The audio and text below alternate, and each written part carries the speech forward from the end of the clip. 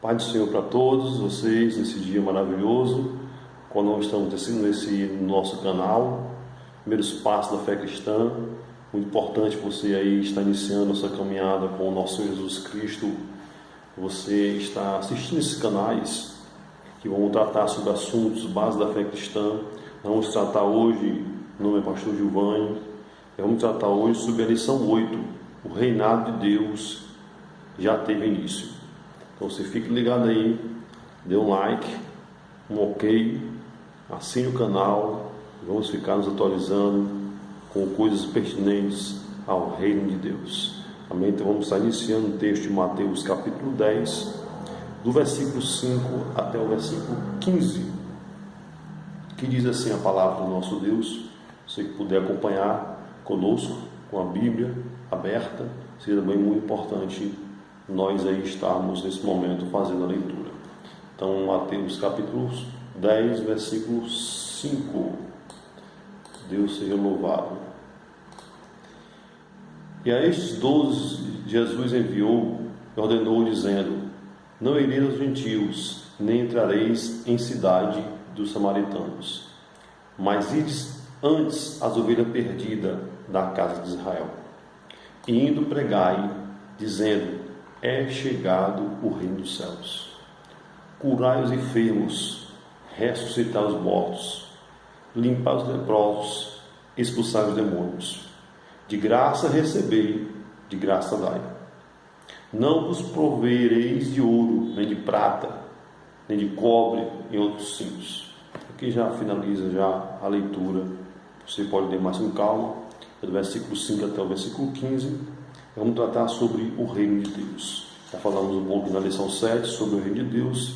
E vamos estar agora dando início à lição que o reino de Deus, ele já se deu, já se teve início. Então aqui, na introdução, ele vai trabalhar sobre o aspecto de que muitas vezes nós geramos expectativas. Isso é num casamento, isso é nas amizades, isso é na profissão, isso também é na religião, isso é também na igreja. Nós criamos expectativas. Essa igreja vai ser muito boa. Eu ser crente, vou ser uma pessoa muito, vai ser só flores, vai ser muito bom. Essas pessoas só vivem felizes, então acho que você seguir Jesus vai ser só maravilhas. Então nós muitas vezes criamos expectativa que muitas vezes na realidade, na prática, não é real, tanto com pessoas como por situações. Então o povo de Israel criou também expectativa a respeito do Messias. A palavra Cristo, quando você lê na Bíblia, Cristo significa Messias. Havia uma expectativa dos judeus da manifestação do Messias. Esse Messias, conforme diz várias profecias a respeito desse Messias, eles acreditavam que esse Messias ele viria lá em Israel, que na época Israel era submissa a Roma, era escravo de Roma, politicamente falando, e consequentemente o povo de Israel esperava um Messias para trazer essa libertação para aquele povo de Israel. Esperava-se o Messias guerreiro, valente, um Messias nascendo de uma linhagem de Davi, quem sabe um Messias rico, cheio de poder, para que pudesse aí assumir o trono de Israel. Então a expectativa de que o Messias seria um homem valente, um rei que realmente ia assumir, ia fazer uma guerra, ia tirar Israel da situação que vivia de dependência a Roma. Justamente as expectativas foram criadas pelos judeus e consequentemente a expectativa que foi criada pelos judeus, eles foram cair por terra, porque não era bem assim aquilo que eles esperavam. E aí, infelizmente, eles se decepcionaram. E vocês sabem que Jesus, ele veio de uma forma humilde. Jesus não nasceu do castelo. Jesus nasceu numa manjedoura. Jesus veio da família humilde. Maria e José era carpinteiro, né? Então você vê que Jesus ele também veio de Nazaré, né? Apesar de nascer em Belém, mas ele veio em Nazaré também. Até Natanael vai dizer que pode ver alguma coisa boa de Nazaré. Então você vê que há todo um preconceito, né? Porque esperava-se outro Jesus. Esperava-se um Jesus forte, rico, Jesus que viesse com autoridade, mas Jesus ele veio com mansidão, ele veio com amor, ele veio com graça, ele veio trazer o perdão dos pecados, ele veio libertar o cativo, ele veio iniciar um reino que não era o reino deste mundo, mas era o reino celestial. Amém, irmãos? Então aí você fique sintonizado nesse momento para você entender o porquê de tanta rejeição dos judeus naquela época, porque os fariseus, os escribas perseguiam tanto Jesus, não aceitaram a mensagem de Jesus.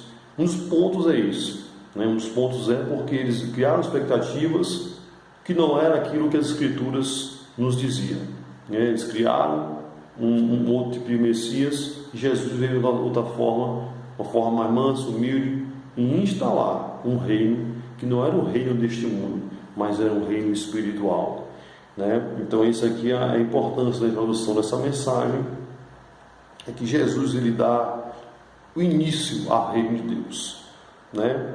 O reino de Deus ele é um reino que se inicia aqui na terra. Jesus quando ele veio, ele instala o reino de Deus. Quando Jesus inicia este reino já não tem fim. Mas que você vai dizer muitas vezes na Bíblia, dizer que o reino de Deus é eterno. Teu reino é sempre eterno. Tem aquela música, né? Então, o reino de Deus ele é instalado por Cristo. Jesus ele implanta, inicia o reino de Deus aqui na terra, e este reino não tem mais fim. Ele começou com Jesus, depois nós vamos aprender mais sobre a sequência que é este reino que não tem fim. Então, o reino de Deus, este mundo, não é deste mundo, ou daqui. Em João capítulo 18, versículo 36, Jesus diz para Pilatos que o reino dele não é deste mundo. Porque Pilatos perguntou: Tu és o rei dos judeus? Jesus diz: Não, o reino não é deste mundo. Tu dizes, né? Vamos dizer assim, mas meu reino não é deste mundo. Então muitas vezes você vai ver que Jesus ele vai declarar isso para aquelas pessoas. E uma questão também que vai dizer aqui em João capítulo 11, 46 até o 48, e João 18 até 19, vai dizer que a pregação de Jesus e a ação do Espírito Santo na vida de Jesus era com autoridade. Jesus ele pregava o Evangelho, pregava a palavra de Deus, e acontecia, as pessoas eram libertas, eram transformadas, eram curadas, e muitas pessoas começaram a seguir Jesus, e isso começou a incomodar também os líderes religiosos naquela época, que ficaram enciumados, porque os líderes daquela época só falavam, né? Mas eles não viviam, e nem havia manifestação de Deus sobre aquilo que eles falavam. Jesus veio justamente quebrar este reino de Deus sem manifestação dos milagres de Deus, do poder de Deus. E Jesus ele veio trazendo realmente a teoria e a prática, e isso que foi finando as forças do líder religioso naquela época, que consequentemente perseguiram Jesus, e até hoje é assim. Dizem que alguém fora o soberano do reino, queria ser rei, em João 19, 12.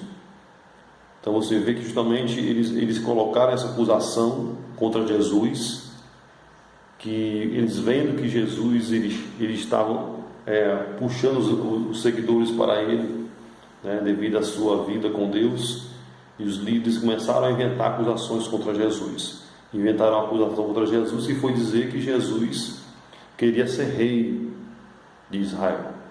Essa acusação era uma acusação grave contra o Império Romano, que justamente queriam induzir que Jesus fosse preso e morto, porque os líderes religiosos estavam perdendo a posição de líderes. É preciso observar que o Senhor pontuou muito bem o fato de que agora o reino não é daqui, mas isso não quer dizer que o reino nunca será daqui. Então vai chegar o tempo que o reino de Deus vai ser implantado por completo aqui na terra. Mas na frente nós vamos trabalhar um pouco sobre isso. Então o reino de Deus é chegado o reino de Deus aqui na terra, conforme diz Mateus 10:7. E onde está este reino de Deus?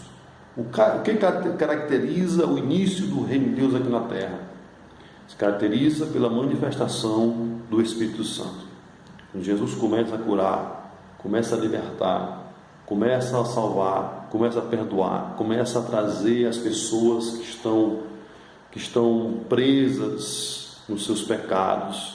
E Jesus perdoa essas pessoas, Jesus ama essas pessoas, e aí se inicia o reino de Deus, que é o reino eterno, e um reino que liberta, que transforma, e faz com que as pessoas saiam do reino das trevas, da escuridão, para o reino da luz do nosso Senhor Jesus Cristo. Então é o reino espiritual, e o reino também presente e futuro. Então o reino de Deus na atualidade hoje, a expectativa israelita frustrada. Vocês conhecem a história daqueles 2 discípulos de Emaús, em Lucas capítulo 24, versículo 21, você pode ler. Os 2 discípulos, depois de Jesus morre na cruz, eles ficam decepcionados, porque, poxa, meu Salvador, meu Jesus, o meu Rei, né? Eles não queriam acreditar que o Rei deles tinha que morrer, tinha que ser sacrificado. Eles acreditavam, os judeus, que Jesus ele não ia morrer, né? Ele não ia morrer daquela forma, crucificado, mas ele ia reinar na terra. Então esses 2 discípulos estavam decepcionados, né? Estavam de Emaús, conversando entre si. Jesus lá conversa com ele, e depois de Jesus já tinha ressuscitado, estava com eles conversando na estrada de Emaús, até na hora que eles chegam em casa e convidam Jesus para ficar na casa dele. Jesus lá parte o pão com eles, e aí é onde há a revelação de que aquele homem que eles estavam conversando não é um homem comum, mas era o próprio Jesus que tinha morrido e ressuscitado. Então é quebrado aí essa frustração na vida dele. Então basicamente é isto aqui, esse ponto aqui que eu tenho com vocês. O reino de Deus ele não vem com aparência exterior, nem dirão ele ali ou ele ali, porque eis que o reino de Deus está entre vós. Em Lucas capítulo 17, versículo 20 e 21. Onde está o reino de Deus hoje? O reino de Deus está dentro de nós. A presença do Espírito Santo de Deus, que é a marca, o selo daqueles que pertencem ao reino de Deus, é justamente ter a presença do Espírito Santo de Deus nas suas vidas. Aqueles que têm a presença do Espírito Santo de Deus, que o Espírito Santo de Deus ele vem através do nosso arrependimento, daquele que recebe Jesus como seu Senhor e Salvador da sua vida, é aquele que tem o Espírito Santo de Deus na sua vida. A despeito de todos os judeus, ao perceber, o reino de Deus já estava entre eles na pessoa de Jesus Cristo. Então Jesus era o representante do reino de Deus. Por isso que a Bíblia vai dizer que ele é o Rei dos Reis e Senhor dos Senhores. Jesus ele era o Rei deste reino que foi instalado na terra. Aqui tem a parte do reino, o reinado de Deus, que vai dizer que é melhor se falar reinado do que reino, porque já que o reino de Deus não é um reino físico, mas é um reino espiritual. Aqui ele vai dizer que fica-se melhor dizer que é um reinado de Deus. O reino de Deus se completará no futuro. Aqui temos Israel, a promessa de Deus para Israel do reino futuro, e também a promessa para a igreja. A estes judeus deveriam ter sido exemplo de seu estilo de vida, o incentivo para que eles quisessem se tornar igualmente servo de Deus Altíssimo. Então aqui você vê que o povo judeu foi escolhido para ser exemplo, para que outras pessoas desejassem servir ao mesmo Deus, como foi o caso de Noemi e Ruth. Ruth falou para Noemi: teu Deus será o meu Deus, para onde tu fores eu também irei. A certa Noemi deu bom testemunho, mostrou quem era o Deus dela, e Ruth veio-se o desejo de servir a este Deus. Então também nós temos que dar esse bom exemplo para as pessoas, servir a Deus com amor, servir ao próximo com amor, deixar as coisas erradas e sermos um exemplo para que as pessoas também queiram servir ao mesmo Deus que nós servimos. Então isso aí é muito importante. Você vai ver que o texto vai dizer muito bem em Romanos capítulo 2, versículo 24, que diz que o nome de Deus é blasfemado entre os gentios por causa de vós. Então os judeus, por não viver uma vida digna daqueles que deveriam estar no reino de Deus, o nome de Deus muitas vezes era blasfemado. E hoje não é diferente. Muitas vezes as pessoas que se dizem crentes ou evangélicos dão um mau testemunho e, consequentemente, o nome do nosso Deus é blasfemado por causa desse tipo de pessoa. Então você tem que ter cuidado na sua iniciada, da sua vida cristã. Você tem que buscar a Deus e realmente consertar alguns caminhos, tirar algumas coisas erradas da sua vida, para que as pessoas não fiquem apontando de você: você é crente, você se diz ser crente, você se diz evangélico, e fica praticando coisas erradas. E isso é ruim. Isso é ruim tanto para você, como também ruim para o nosso Deus, ruim para aqueles que creem em Deus. Então nós não podemos ser uma pedra de tropeço para as pessoas conhecer a Deus. Precisamos ser uma ponte, conduzir as pessoas a conhecer este Deus maravilhoso, que é o Deus das Escrituras, que é o Deus de Jesus, que é o Deus do Espírito Santo de Deus. Então nós temos que ser esta ponte e sermos facilitadores para as pessoas conhecerem a Deus, e não sermos um obstáculo por causa do nosso mau comportamento, as pessoas não querem ir para a igreja. Isso é muito importante, e hoje acontece muito isso. Muitos crentes hoje são pedra de tropeço, mas muitos crentes hoje, graças a Deus, são pontes, são facilitadores, são homens de Deus, mulheres de Deus, testemunhos vivos da graça do Senhor Jesus Cristo. Amém? Então isso aqui é a importância que Deus ele preparou os judeus para ser testemunho. Como os judeus não foram testemunha, Deus passou a missão para os gentios, que era para a igreja, e nós somos a igreja hoje, o testemunho vivo pelo poder de Deus. Então nós fomos chamados para realizar o trabalho do qual o povo de Israel não realizou. Então, assim como o povo de Israel não conseguiu realizar a missão, nós somos chamados para realizar essa missão. Nós somos sacerdote real, o povo escolhido, a nação santa, para que nós sigamos as obras do nosso Deus. Amém? Então, nós fomos escolhidos para isso. A respeito do mundo, uma vez que a própria natureza foi afetada pelo pecado. Então, você vê que hoje o mundo está como está, o caos, hoje, porque há uma consequência do pecado. A humanidade se desviou do caminho de Deus.